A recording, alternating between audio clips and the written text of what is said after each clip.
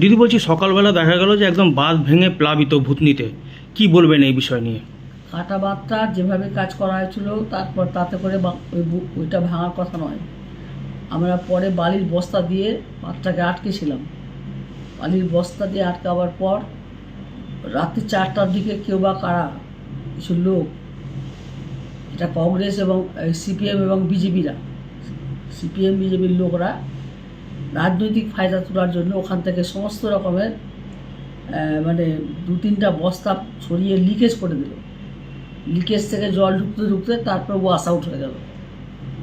তো এইভাবে মানুষকে ভূতনির লোককে ডুবিয়ে দিয়ে এরা রাজনৈতিক ফায়দা লুটাটা ঠিক হয়নি। এর একজুটিয়াকে দোষারোপ করছে, একজুটিয়ার কোনো দোষ নেই। এর কাজ একজন ইঞ্জিনিয়ার হিসেবে যা যা করা দরকার সেভাবেই কাজটা হয়েছে। এর কোনো রকমভাবে কোনো কিছু হয়নি। এদের একটা ধারণা আছে কাটমানি হ্যানত্যান এসব বলে, ওদের কথা ওরা বলুক, কিন্তু বাঁধটা যারা কেটেছে তাদের শাস্তি হোক। এতগুলো ভর্তির মানুষকে যারা ডুবিয়েছে তাদের শাস্তি হোক। ওখানকার লোকাল মানুষের একই বক্তব্য যে এই বাঁধটা সকালের মধ্যে কেউ সরিয়ে দিয়ে কেটে দিয়েছে। প্ল্যান করে কাটা হয়েছে বাঁধটা? হ্যাঁ, প্ল্যান করে কাটা হয়েছে বাঁধটা। কারা করেছে? কারা? আমি তো সিপিএম বিজেপির লোকদেরই করে হবে, আমাদের লোকেরা তো করতে যাবে না। আমাদের লোকেরা দিন রাত খাটছে বাঁধের পক্ষে, বাঁধের কাছে। এরা রোজ দিন যার সমালোচনা করছে। এরা মানে দেবজ্যোতি সিনহা বলেছিল যদি ভর্তি ডুবে যায় সাবিত্রী তোকে ডুবাবো। এইটা হচ্ছে এদেরই চাল। এদের লোকরাই করেছে রাতের মধ্যে। কিছু ব্যবস্থা নেবেন এর বিরুদ্ধে? ব্যবস্থা তো আমি নিশ্চয়ই নেবো। আমি তো আমি এখন যাচ্ছি এলাকায়, আমি শুনলাম যে দেখলাম মাত্রা কেটে যেভাবে জল যাচ্ছে, এখন কোনো মতে কিচ্ছু করার নাই। জল শেষ হয়ে ভূতনি প্লাবিত হবে, তারপরে এই জল যে লেভেলিং হতে পারে, তার আগে না। কি বলবেন? বারবার জানানোর পরেও মরণ বাদে ফেলা হয়নি।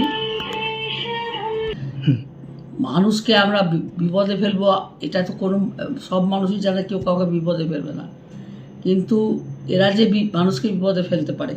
কাটা বাঁধটা হয়েছিল, কাটা বাঁধ তখনই ভূতনির লোকরাই ওই বাঁধটা কেটেছিল। ওই বাঁধটা কাটার ফলে জল বের করেছিল, ভূতনির পচা ওই গন্ধ জলগুলো বের করেছিল।